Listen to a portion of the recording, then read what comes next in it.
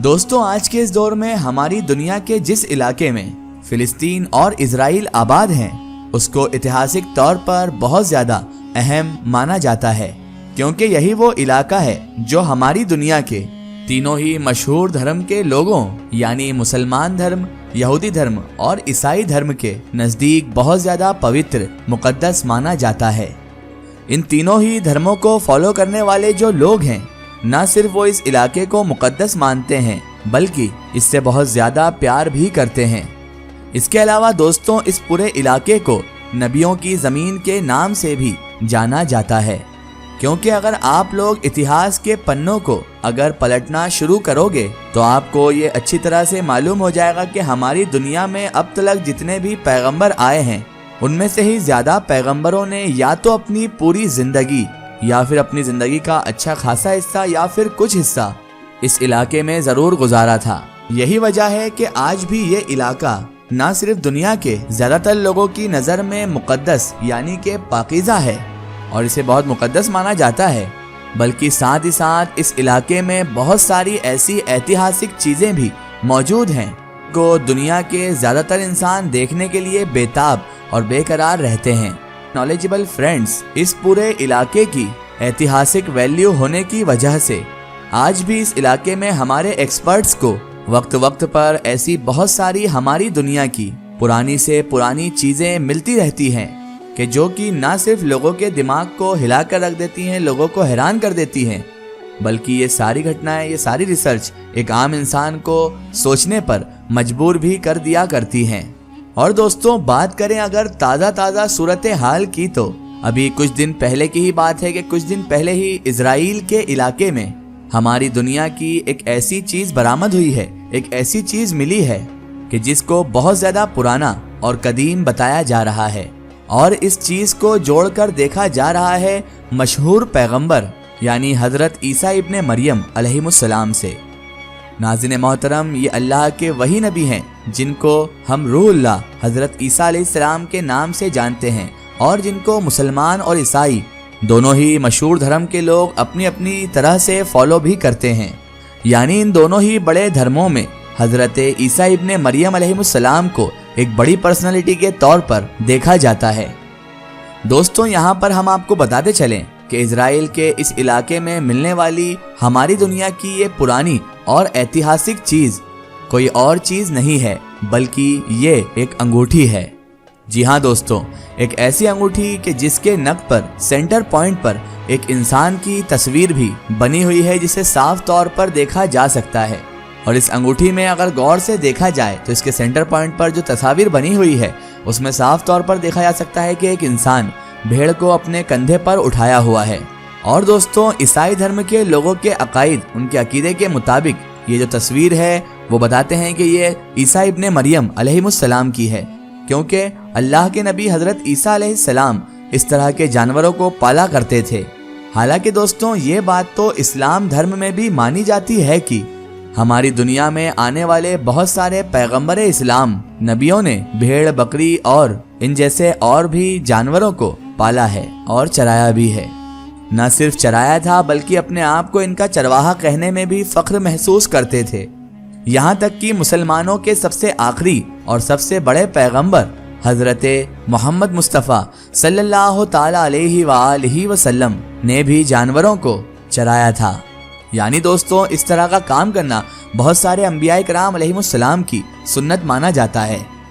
यही वजह है कि अल्लाह के नबी हजरत ईसा अलैहिस्सलाम के मुतालिक बाइबल में ये भी लिखा गया है कि उन्होंने अपने आप को एक अच्छा चरवाहा कहा है।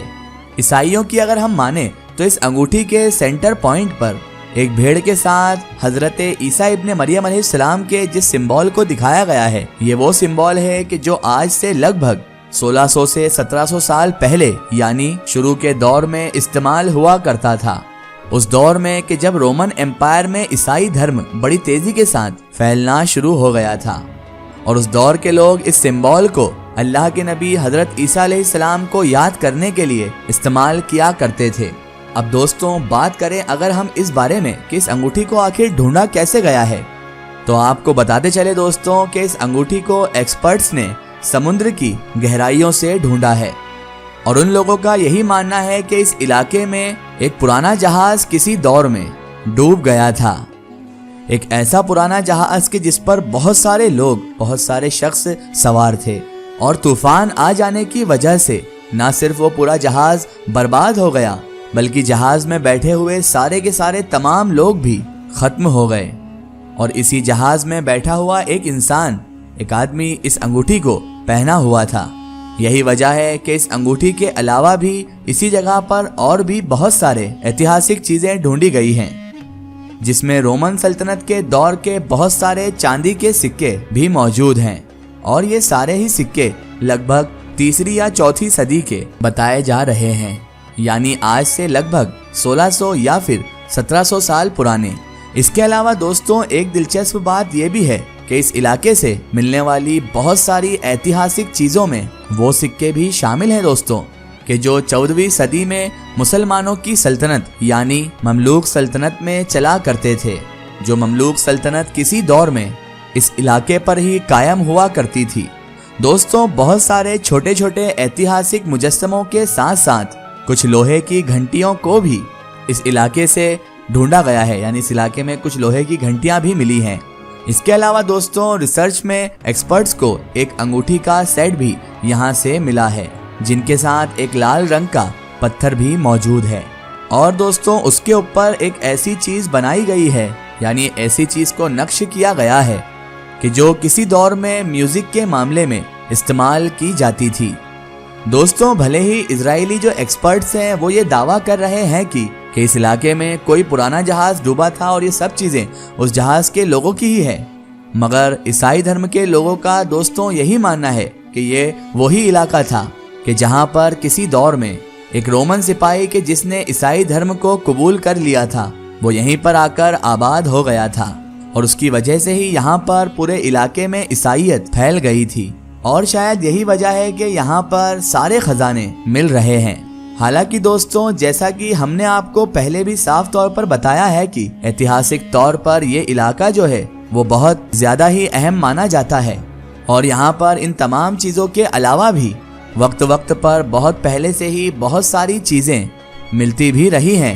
اور دوستوں شاید یہی وجہ ہے کہ اسرائیل کے اوپر بھی وقت وقت پر یہ الزام کلیئرلی لگتا گیا ہے کہ اسرائیل یہاں پر ملنے والی چیزوں کو، ایتہاسک چیزوں کو دنیا کے سامنے نہیں لاتا ہے، یعنی ان چیزوں کو چھپا لیتا ہے اور خود تک ہی سیمت رکھتا ہے، دنیا والوں کو بھنک بھی نہیں لگنے دیتا، اور وہ بالکل بھی نہیں چاہتا ہے کہ ان ایتہاسک چیزوں کو دنیا دیکھے، کیونکہ ظاہر سی بات ہے کہ یہاں پر ملنے والی زیادہ تر ایتہاسک چیزوں کا جو تعلق ہے وہ یا تو عیسائی دھرم کے لوگوں سے ہے ورنہ مسلمانوں سے ہوتا ہے۔ فی الحال دوستوں اس پوری جانکاری کے بارے میں اور آج کی اس ویڈیو کے بارے میں آپ کیا سوچتے ہیں ہمیں کمنٹ سیکشن میں ضرور بتائیں۔ فی الحال ہماری آج کی ویڈیو میں صرف اتنا ہی۔ اگر یہ ویڈیو آپ کو پسند آئی ہے تو اسے زیادہ سے زیادہ شیئر کیجیے اور اپنے فرینڈ سرکل، اپنے رشتہ داروں میں ضرور پہنچائیں۔ اسی طرح کی انفارمیٹیو اور ہسٹوریکل ویڈیو کے لیے ہمارے چینل کو سبسکرائب کیجیے اور پاس میں دیے گئے گھنٹی کے آئیکن کو ضرور دبائیں تاکہ ہماری آنے والی ہر نئی ویڈیو کی نوٹیفیکیشن آپ تک پہنچتی رہے۔